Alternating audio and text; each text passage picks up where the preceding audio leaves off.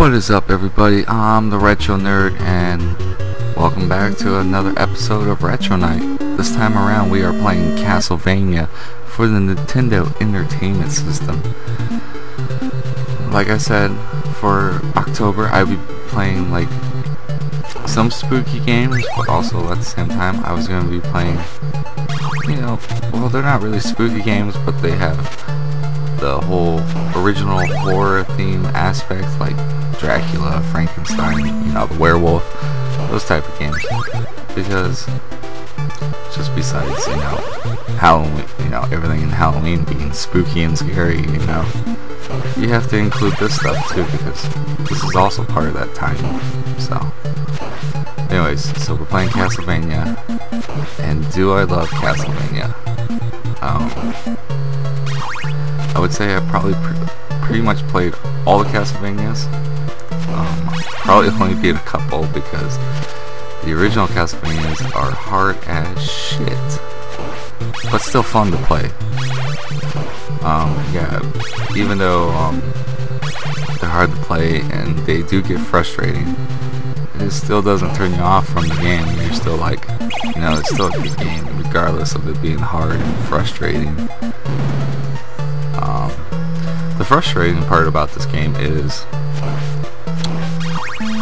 well, besides the Medusa heads and the bats, they sort of have like random areas, and there not being a lot of healing items.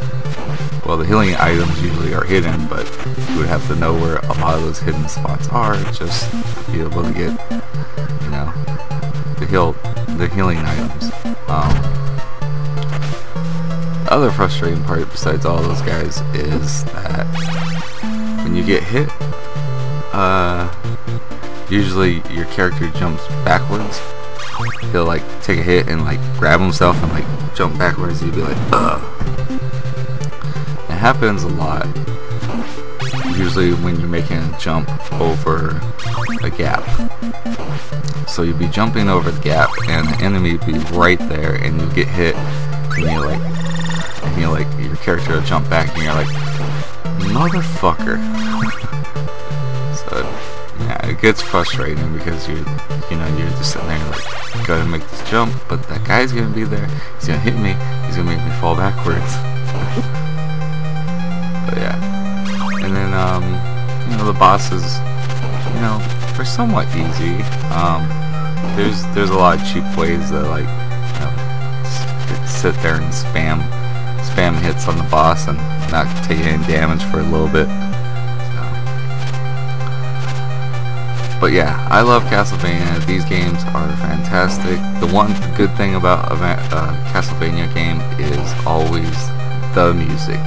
The music is always sweet as hell. Oh my god, even though it's just fucking beeps and boops from fucking the NES era, pretty much just put together, it's still fucking awesome. It still sounds really cool and awesome.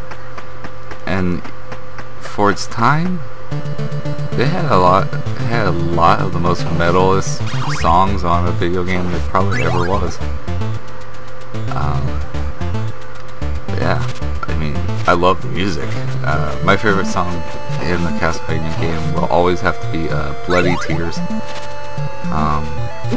It appears in all the Castlevanias, I know, up to 4. I don't know if it appears in any of the other ones. I would have to go back and play some of the other ones and remember if it does, but I know at least 1 through 4, Bloody Tears has always been in there. So, and for you guys to know what Bloody Tears is, at the beginning of this video, when you're going through, Extra Life Productions, Retro Night, the title screens for this episode, that's the song. That's some of Bloody Tears at the beginning. From which one was it? I think it was Castlevania 2. Yeah, I think it's from Castlevania 2 because I was looking for my old version of from 4, which would be the better version. Couldn't find it, and I was looking on the website I found it from, and it was acting up, and I couldn't find it there either. I'm like, really? Where the fuck is it? Yeah, so if you haven't done yourself a favor and played the Castlevania game, I recommend it. Oh, another cool feature is, you're probably wondering what that heart counter is, why I'm picking up hearts and stuff. Well, that's my ammunition. For, if you notice up there, I have a dagger, or sometimes there will be a cross, or a little stopwatch, or a little bottle of blue water. That's holy water. But those are my secondary weapons. Yes, you get secondary weapons in this game, so sometimes a certain weapon will help you out during a boss, and sometimes it does help you out in a certain area of the game as well. But yeah, so you have to pick up a whole bunch of hearts, because each time you use a secondary weapon, it uses, I think, like 1 or 2 hearts, depending on what item it is. But yeah, so pick up the hearts, collect them. In number 2, they use them as currency. So yeah.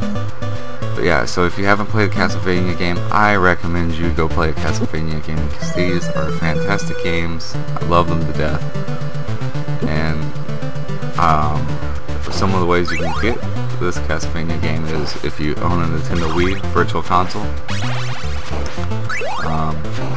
You can actually go and buy the original NES version if you have it for the NES. For the NES, you're probably looking at, I want to say about anywhere from about $10 to $20.